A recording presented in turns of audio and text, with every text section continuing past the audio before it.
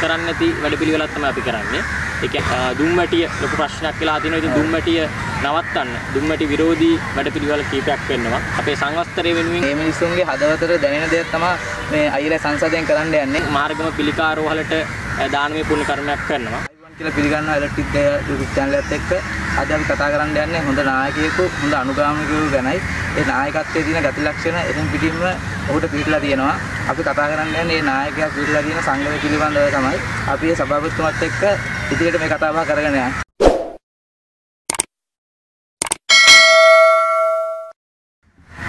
කිව්වා වගේම අද අපි එකතු කරගෙන ආවා ශ්‍රී ලංකා ආර්ථික නව සංසදයේ සභාපති භාරත අයියත් එක්ක. ආයිබන් භාරත අයියා. භාරත අයියා මම කතාවට එකතු වෙන්න කලින් කැමති දැනගන්න මේ මොකද්ද මේ අයියාගේ සංසදයේ නම?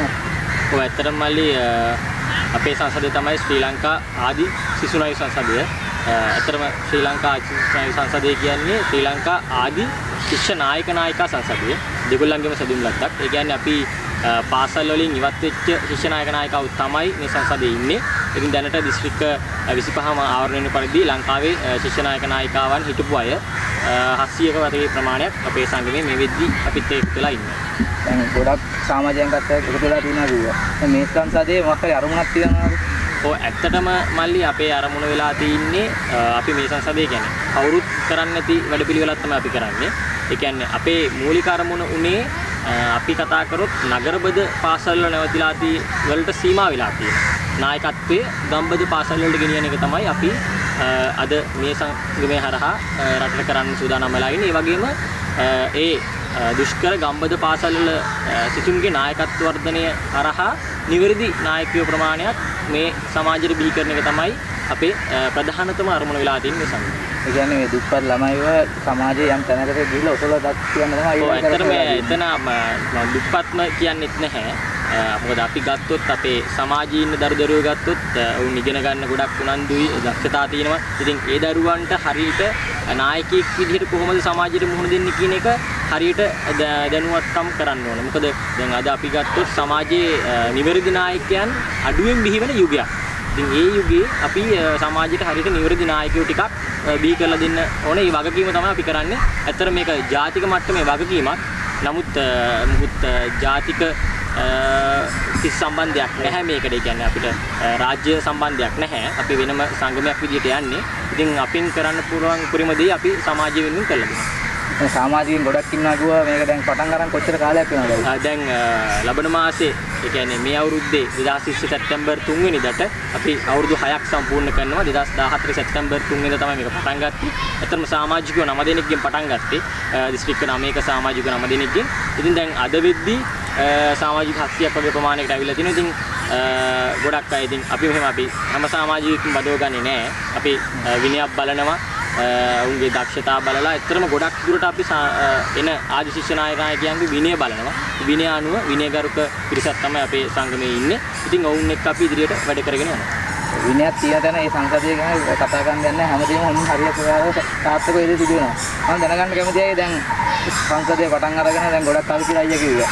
ඒ කාලවකවානුවේ අයියා මේ සංසදයෙන් ජයග්‍රහණ ගොඩක් ලබන් තියෙනවා. ඔව් ඇත්තටම දැන් අපි සංසදයක් විදිහට මේ වෙද්දී අපි නායකත්ව වැඩමුළු 50ක් කරලා තියෙනවා. ඉතින් අපි ගිය අවුරුද්දේ සිව් දින නායකත්ව වැඩමුළුකුත් කරා පොළොන්නරුවේදී.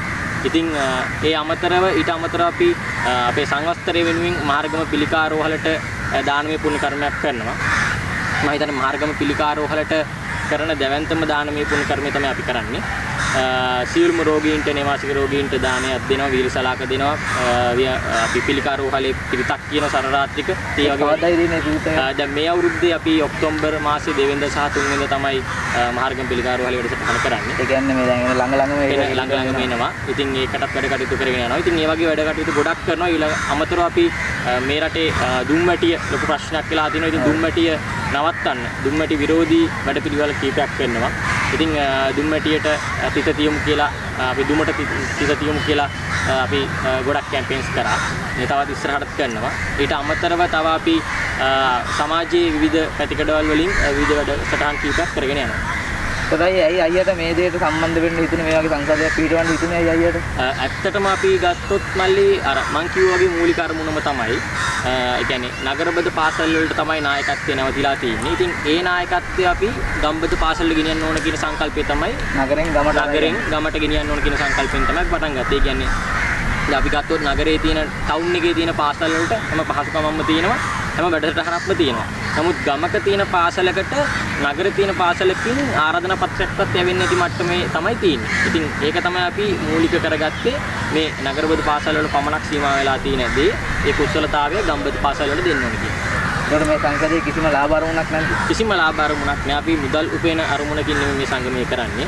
මොකද එහෙම මුදල් උපයවන අපි මේ අවුරුදු 6ට ලක්ෂ ගාණක් මුදල් උපයලා තියෙනවා. ඉතින් අපි කිසිම මුදල් ඉපීමේ අරමුණක් නැහැ. අපි මුදල් හොයනවා යම්කිසි වැඩසටහන් වල. මේ මුදලුත් ඒ වැඩසටහන් වලට වේදම් කරනවා. සමහර කෙනාට පාසල් වලට යම්කිසි ද්‍රව්‍ය ආරම්භ දෙන්න වේදම් කරන ওই මුදල්. ඉතින් එහෙම අපි ලාභ ප්‍රයෝජන තියාගෙන නැහැ. අපි ඉන්න සමාජිකයොත් අපි මුදල් වේදම් කරගෙන මේ වැඩසටහන් වලට සහභාගී වෙනවා. අයියා මුදල් ගැන කතා කරද්දී මට අහන්න හිතුන දෙයක් තමයි තව කෙනෙක්ට බලන් ඉන්න කෙනෙක්ට හිතන්න පුළුවන් මේ මම මේ සොසයිටි එකට එකතු වෙලා මේ දුප්පත් ළමයට උදව් කරනවා කියන එක. ඉතින් අයියා ඒ වගේ කෙනෙක්ට කොහොමද මේ එකතු වෙන්නේ? අපේ දැන් වැඩසටහන් තියෙනවා කීපයක්. ඒතොරේ වැඩසටහන් වලට එක එක්කෙනාට උදව් කරන්නත් පුළුවන්. ඔබ ආදි ශිෂ්‍ය නායිකාවක් නම් අපිත් එක්ක එකතු වෙන්න පුළුවන්, සමාජිකත්වයේ ගන්න පුළුවන්. ඒකත් අපේ සෝෂල් මීඩියා හරහා කියන්නේ අපේ Facebook ෆෑන් පේජ් එක තියෙනවා. ඒක හරහා තමයි අපි ඔක්කොම ඔබට මේ නිවේදන ලබා දෙන්නේ. ඉතින් අපිත් එක්ක රැඳිලා හිටියොත් දිගටම ඒ නිවේදන ලබා ගන්න පුළුවන්. අපි අපේ බඳවා ගැනීම තියෙද්දී ඒ බඳවා ගැනීම වලට ඔබට එකතු වෙන්න අවස්ථාව තියෙනවා. ඒ වගේම අපේ වැඩසටහන් කිව්වොත් දැන් උදාහරණයක් විදිහට මහරගම් පිළිකාර වල වැඩසටහන කිව්වොත් ඒකට ඔබට ද්‍රව්‍යමය වශයෙන් හෝ මූල්‍යමය වශයෙන් දායකත්වය දක්වන්න පුළුවන් ඒ වැඩසටහනට. ඒ වගේ විවිධ වැඩසටහන් තියෙනවා. පාසල් වල උදව් කරන වැඩසටහන් තියෙනවා. ඉතින් ඒවා අපි සමාජ ජාලා වලට ඒ නිවේදන දැම්මට පස්සේ ඔබට පුළුවන් මේ වැඩසටහන් එකේ එකතු වෙන්න. ඒක සමාජිකයන් බැඳෙච්ච සමාජිකයත් එක්ක පාසල් සිසුන්ට බැඳ වෙන්න පුළුවන් වයස්වලට එහෙම තියෙනවා. අනිවාර්යෙන් උසස් පෙළ කරලා තියෙනවා. ඒතකොට පාසලින් ඉවත් වෙච්ච අය තමයි ගොඩක් වෙලාවට එන්නේ. ශිෂ්‍ය නායක ධූරය ඉවර කරලා තියෙනවා නේ. ඉතින් ඒකෙන් ඉවරනාට පස්සේ උසස් පෙළත් සමත් වුණාට පස්සේ සමත් අසමත් කියලා එකක් නැහැ. උසස් පෙළ ඉදිරිපත් වෙලා ඉන්නවා. ඉදිරිපත් වුණාට පස්සේ තමයි අපිත් එක්ක සම්බන්ධ වෙන්න පුළුවන්. දැන් අයියා මේ කතාවත් කරගෙන නැද්දි කිව්වා මේ මහරගම පිළිකාරෝ වලට මේ දානමය පුණ්‍ය කර්මයක් කරනවා කියලා මේ ළඟම. දැන් ඒක ගැන මේ අයියලා කොහොමද මේ සමාජය දැනුවත් කරලා තියෙන්නේ? අපි මෙහෙමයි අපි සමාජ ජාලා හරහා තමයි මේක දැනුවත් කරලා තියෙන්නේ. ගොඩක්ම ඊට අමතරව පත්‍ර කීපයක අපි ලිපි පළ කරලා තියෙනවා මේ වෙද්දි. ඉතින් ඔබටත් හැකියාව තියෙනවා. ඉතින් ඒ සඳහා සම්බන්ධ වෙ අවශ්‍ය නම් අපිත් එක්ක එකතු වෙලා අපේ Facebook page එක තියෙනවා. ඒකට හරහා අපේ දුරකථන අංක තියෙනවා. ඒවා ලබාගෙන ඒවට කතා කරලා ද්‍රව්‍යමය වශයෙන් ද්‍රව්‍ය ලබා දෙන්න පුළුවන් වියලසලාක. ඒ වගේම ඔබට ඇවිල්ලා සහභාගී වෙන්න පුළුවන්. මේ රෝගීන්ට මේ ද්‍රව්‍ය බෙදන්න සහභාගී වෙන්න පුළුවන්. ඔක්තෝබර් මාසයේ 2 වෙනිදා සහ 3 වෙනිදා තියෙන්නේ. 2 වෙනිදා රාත්‍රී රාත්‍රික පිරිතක් තියෙනවා මහරගම පිළිකාරෝ හලේ. 3 වෙනිදා උදේ සංඝසතු දානමය පුණ්‍ය කර්මයක් තියෙනවා. ඉතින් ඒකෙන් අනතුරු අපි වියලසලාක ද්‍රව්‍ය බෙදලා දෙනවා 3 වෙනිදා දවල්.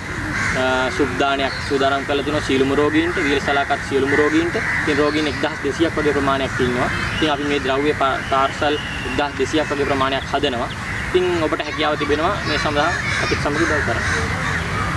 දැන් එතකොට මේ කිව්වම ඒදී තේරෙනවා ඇති මේ මහරගම පිළිකාරෝ වලේ තියෙන අපි වගේම හදවත් ඉන්න මිනිස්සු තමයි මහරගම පිළිකාරෝ වලේ ජීවත් වෙන්නේ. ඉතින් මේ මිනිස්සුන්ගේ හදවතට දැනෙන දෙයක් තමයි මේ අයියලා සංසදයෙන් කරන්න යන්නේ. ඒ දෙයට ඔකණ්ඩත් සහයෝගය දක්වන්න පුළුවන්. මොකද මිනිස්සු කියලා තියෙන දාතිය අපි හැමෝටම පොදු කියන්න බෑ. ඊළඟට ලෙඩ රෝගය මට හැදෙයිද අයියට හැදෙයිද කියන්න බෑ. ඉතින් කොයි වෙලේ හරි ඒ ලෙඩ රෝගය හැදෙන්න පුළුවන්. ඉතින් මම කියන්නේ ඔයගොල්ලන්ටත් පුළුවන් මේ සංසදේ හරහා කරන මේ පුණ්‍ය කර්මයට දායක වෙන්න. අපි මම පල්ලා ඩිස්ක්‍රිප්ෂන් එකේ ලින්ක් එකයි විස්තර හැමදේම දාලා තියන්නම්. අපි දැන් කතා බහ කරගෙන ආවා ගොඩක් දේවල් කතා බහ කරගෙන ආවා. දැන් මම අයියෙන් දැනගන්න කැමතියි මේ ඔයාලා සංසදේ මේ ඉදිරි සැලසුම් මොනවාද කියලා. ඉදිරි සැලසුම් කතා කරොත් අපි ඉදිරියේදී අලුත් වැඩසටහන් කීපයක් ආරම්භ කරලා තියෙනවා. මහරගම පිළිකාරෝ හලේ වැඩසටහන අපි ඉදිරියේදී කරනවා. ඒක හැම අවුරුද්දක්ම අපි කරනවා. ඊට පස්සේ අපි මේ අවුරුද්දේ අලුතෙන් පටන්ගෙන තියෙනවා අපි වැඩසටහනක්. විශේෂයෙන්ම ලංකාවේ ප්‍රථම වතාවට තමයි මේ වැඩසටහන කරන්නේ. පාසල් ළමුන් සඳහා සය සමාජික ප්‍රීමියර් ලීග් ක්‍රිකට් තරඟාවලියක්.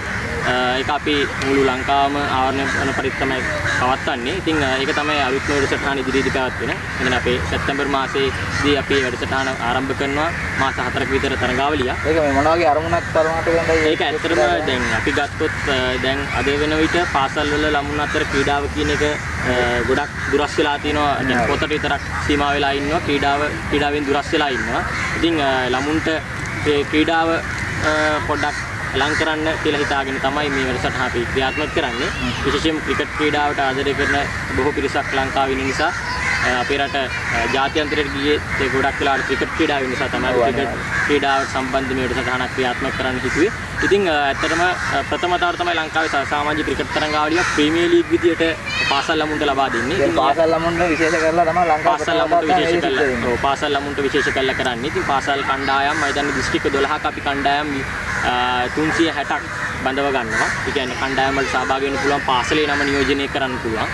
ඉතින් එහෙම කණ්ඩායම් අරගෙන ඒ කණ්ඩායම් වලින් තරඟ තියලා ඉතින් අවසාන මහා තරඟයක් දක්වා මේ තරඟාවලිය පැවැත්වෙනවා. ඉතින් උන්ට අපි ජයග්‍රහණ සඳහා කුසලාන සමගින් මුදල් තෑග්ගත් ලබා දෙන්න සූදානම් වෙලා ඉන්න මේ වෙද්දි. ඉතින් ඉදිරියේදී දිස්ත්‍රික් තරඟ පැවැත්වෙනවා. ඉතින් අපේ Facebook පිටුව හරහා පුළුවන් ඒ තොරතුරු ඔබට දැක ගන්න. මම කිව්වා වගේම ඔයාලට දැනගන්න පුළුවන් මේ සංසදය ගැන Facebook පිටුව හරහා. ඉතින් මේ සංසදයේ දැන් ක්‍රිකට් තරඟාවලිය පවත්වනකොට පාසල් ළමුන් ඉලක්ක කරගෙන ඉතින් පාසල් යන ඔබලා මේක බලන් ඉන්නවා නම් ඔයාලට හැකියාව තියෙනවා මේ ක්‍රිකට් තරඟාවලියට ජොයින් වෙන්න අයදුම් පත්‍රයක් දාන්න. අයදුම් පත්‍රය කියන එක ඔව් අයදුම් පත්‍රය දාන්න පුළුවන්. අපේ දුරකථන අංක තියෙනවා. ඒ දුරකථන අංක වලට කතා කරන්නත් පුළුවන්.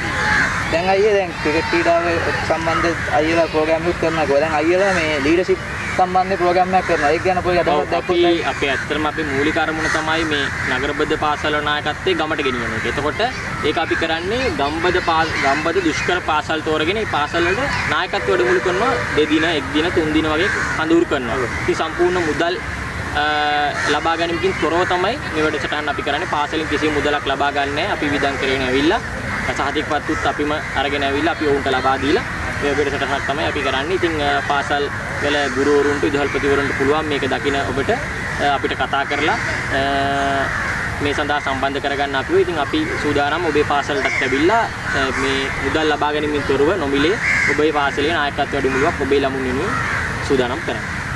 ඔබ ප්‍රදේශයේ දුප්පත් පාසලක් ඒ වගේම අසරණ පාසලක් තිබ්බොත් මේ අයියලා සංසදයේ දැනුම් දුන්නොත් අයියලා ශනික ඇවිල්ලා ඒ උදව් පදව කරන්න අයියලා ලෑස්තිලා ඉන්නවා. ඒක මල්ලි මොකද අපි එහෙම කරේ දැන් ගොඩාක් සංවිධාන මේ පාසල් වල නායකත්ව වැඩමුළු කරනවා මුදල් ලබාගෙන. ඉතින් ලොකු මුදලක් වැය වෙනවා. ඉතින් පාසලට අමාරුයි දරන්න, දුෂ්කර දුප්පත් පාසල් වලට දරන්න අමාරුයි. ඉතින් ඒක නිසා තමයි අපි කිසිම මුදලක් ලබා ගැනීමෙන් තොරව සම්පූර්ණ නායකත්ව වැඩමුළුවක් ළමුන්ට දේශනත් සමග ක්‍රියාකාරකම් සමග ඒ සියල්ලත් එක්ක අපි කරන්නේ. ඒකට මේ නායකත්ව පුහුණු වැඩමුළුව අවසානයේ ළමන්ට සහතික පත්‍රයක් වගේ පිරිනමනවා. ඔව් අනිවාර්යෙන් අපි සියලුම ළමයින්ට සහතික පත්‍ර දෙනවා. ළමයි උපමන ප්‍රමාණයක් වුණත්, ළමයි 300ක් 400ක් වුණත් අපි ඒ හැමෝටම වටිනා සහතික පත්‍රයක් ලබා දෙනවා.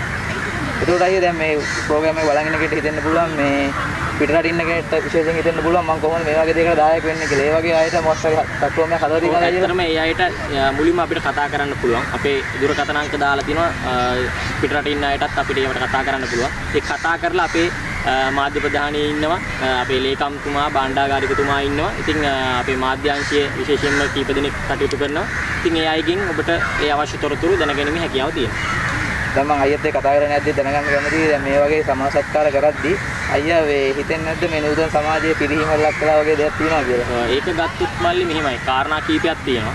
ඇත්තටම දැන් අපි හැමෝම දන්නවා. පොදුවේ අපි හැමෝම දන්නවා අද වෙද්දී සමාජය වැරදි පැත්තට නැඹුරු වෙන තාවේ වැඩි. වැරදි පැත්තට නැඹුරු වෙනවා. ඉතින් ඒ නැඹුරු වෙන එක කොහෙන් හරි මාර්ගයකින් අපිට හරි පැත්තට ගේන්න පුළුවන් නම් ඒක තමයි අපි කළ යුත්තේ. ඉතින් ඒක තමයි අපි සංගමයක් විදිහට කරන්නේ. මේ වැරදි පැත්තට යන සමාජයේ අද කොහෙන් හරි පැත්තකින් හරි පැත්තට හරවන්න තමයි අපි උත්සාහ කරන්නේ. ඉතින් මොකද ඇත්තටම අපේ ඇත්තටම සමාජයේ වැරදි කියන්නේ අපේ මිනිස්සුන්ගේ තියෙන ආකල්ප තමයි වෙනස් වෙන්න ඕන. මොකද අපි කොච්චර පැලින්දුවත් වැඩක් නැහැ, කොච්චර තාප්පවල චිත්‍රෙන්දත් වැඩක් නැහැ. මේ මිනිස්සුන්ගේ ආකල්ප වෙනස් වෙන්නේ නැතුව කොච්චර කරත් වැඩක් නැහැ. ඉතින් ඒක නිසා අපි හිතන්න ඕන අපි ලංකාවේ තියෙන හැම බිම්මංගලකම ගස් වින්දයි. ලංකාවේ තියෙන හැම තාප් එකම චිත්‍රන්දී.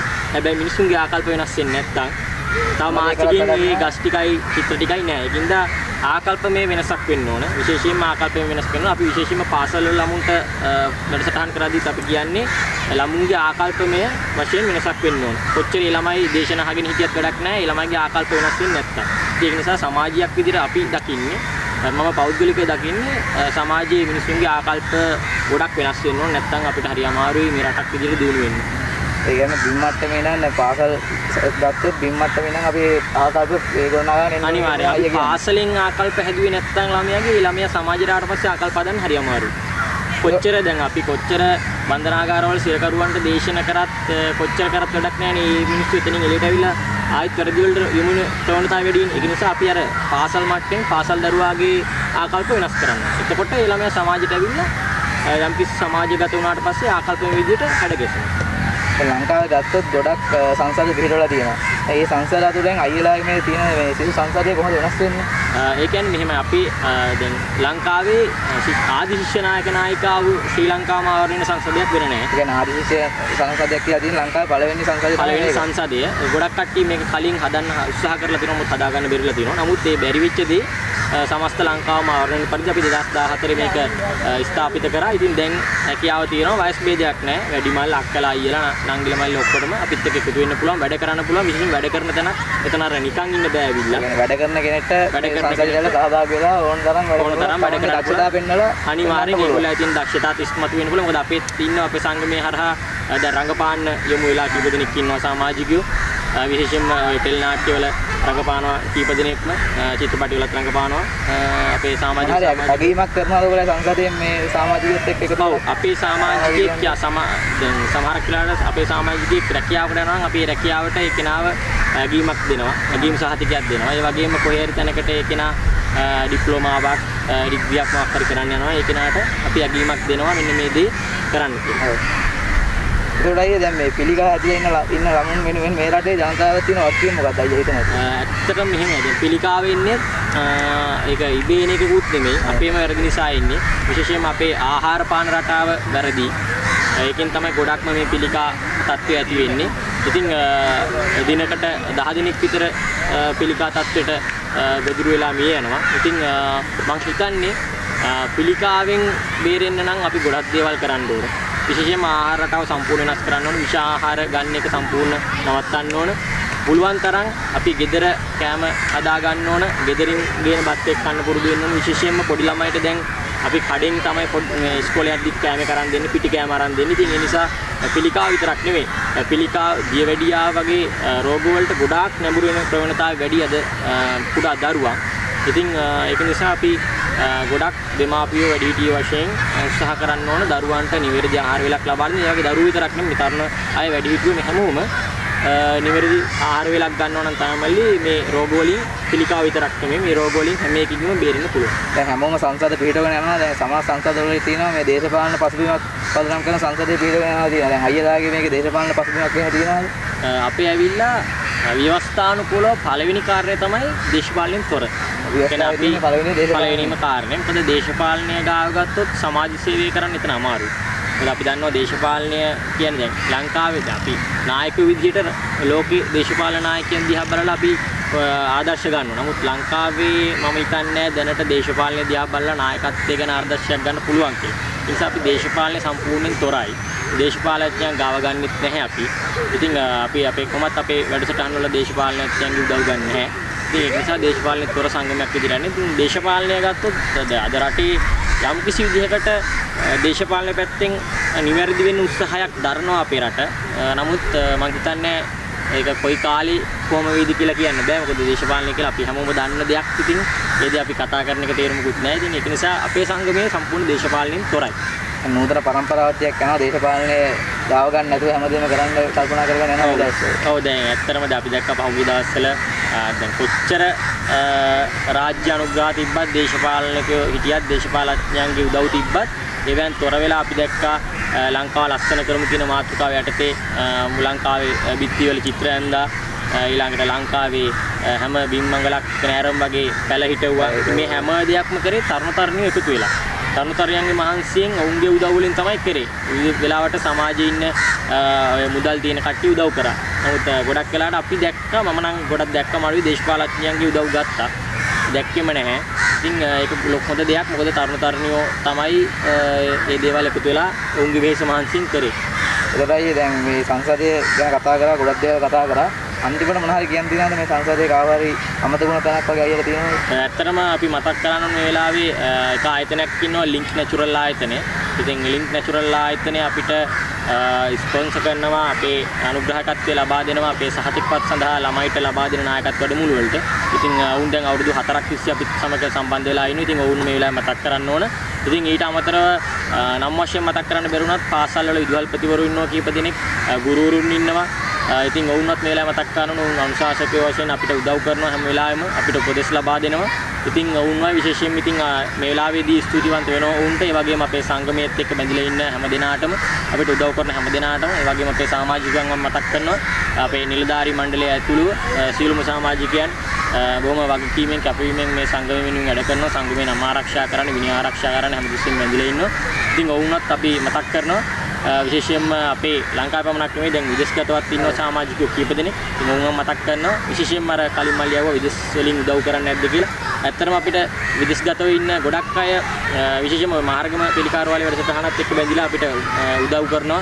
ඔවුන් අපි හම්බෙලත් නැහැ. නමුත් අපිට මුදල් එහෙම ලබා දෙනවා මේ වැඩසටහනට. ඉතින් ඔවුන්වත් අපි මතක් කරනවා මේ වෙලාවේ අපේ රටේ විදේශගතව ඉන්න මේ හැම දිනාම අපිට උදව් කරන හැම දිනාටම මේ වෙලාවේ බොහොමත්ම ගෞරවනීය ස්තුතිය පුද කරනවා.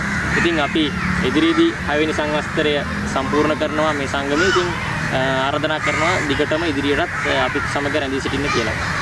ඉදිරියේ එන සංවත්සරයත් එක්ක ඔයාලට පුළුවන් මේ අයියලා සංසදයත් එක්ක එකතු වෙලා ගොඩක් ලෝක ගමනක් යන්න, මිනිස්සුන් උදව් කරන්න, අතරන මිනිස්සුන්ගේ දුක දැනගෙන ඒ දෙයට කටයුතු කරන්න ගොඩක් දේවල් කරන්න පුළුවන්. සංසදයේ අරමුණු, මේ සංසදයේ පටන් ගත්ත ආකාරය, මේ සංසදයේ විසින් කරන ඉදිරි කටයුතු හැමදේම කතා කරා, මේ සංසදයේ ඉලක්ක කතා කරා, ඔයාලට කොහොමද මේ සංසදයත් එක්ක එකතු වෙන්න කියලා කතා කරා.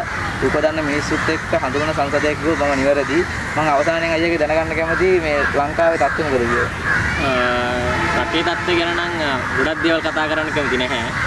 නමුත් මේ තියෙන තත්ත්වය ගැන වැඩි සතුටු වෙන්නේ නැහැ. නමුත් දැන් මං හිතන්නේ රටක් විදියට පොදුවේ හැමෝම උත්සාහ කරනවා නිවැරදි මාවතකට යම් කිසි දින ආකල්පමය වශයෙන් වෙනසක් කරන්න උත්සාහ කරනවා. ඒකත් එක්ක බලද්දී අයියට සතුටක් තියෙනවද දැන් ලංකාවේ තත්ත්වයට එක බලද්දී? ඇත්තටම ලොකු සතුටක් වෙන්න බෑ. ඒක තමයි උත්තරේ. මොකද තව තියෙනවා අපි රටක් විදියට හැදෙන්න ඕන තැන්. මොකද අපි පාරවල් තාර දැම්මට අර මං ඉස්සෙල්ලා කිව්වා වගේ ටාප් වල හැම එකෙම චිත්‍ර ඇඳලා හැම අඟලක් නෑරම පැලින්දුවට වැඩක් නැහැ. අපි ආකල්පමය වශයෙන් මිනිස්සු වෙනස් වෙන්නේ නැත්නම් ඉතින් ඒක නිසා රටක් විදියට තව වෙනස් වෙන්න ඕන. මං හිතනවා ඉස්සරහට මේ වෙනස දැන් ඉන්න තරුණ තරුණියන්ට කරන්න පුළුවන් වෙයි කියලා. මොකද ඔවුන්ගේ ලොකු ශක්තියක් තියෙනවා. ඔවුන් කැමති වෙනස් වෙන්න. ඉතින් ඒ වගේම රටේ සමාජයත් හොඳ පැත්තකට හැරෙනවා නම් හොඳයි කියලා විශ්වාස කරනවා. ඉතින් ඒ වගේම ඇත්තටම මේ ස්තුති කරන්න ඕන එලෙක්ට්‍රික් ගයියා ඔයගොල්ලන්ගේ YouTube channel එකට අපිට මේ අවස්ථාව ලබා දුන්නාට ඉතින් බෙහෙම ස්තුතියි. මොකද හොඳ YouTube channel එකක්. මම හිතනවා ඉස්සරහට හැමෝම මේ channel එක subscribe කරලා වැළඳ ගනී කියලා. මොකද ඉස්සරහට මම හිතන්නේ ලොකු වැඩ ගොඩක් කරන්න ඉන්න channel එකක් විදියට. ගොඩක් ස්තුතිවන්ත වෙනවා අයියා අපිත් එක්ක එකතු වුණ සම්බන්ධව. අයියාගේ සියලු වැඩ කටයුතු සාර්ථක වෙන්න කියලා එක සිතින් ප්‍රාර්ථනා කරනවා. වගේම මේ සංසදය තව තවත් දියුණු වෙන්න කියලා මම ප්‍රාර්ථනා කරනවා. අයියාට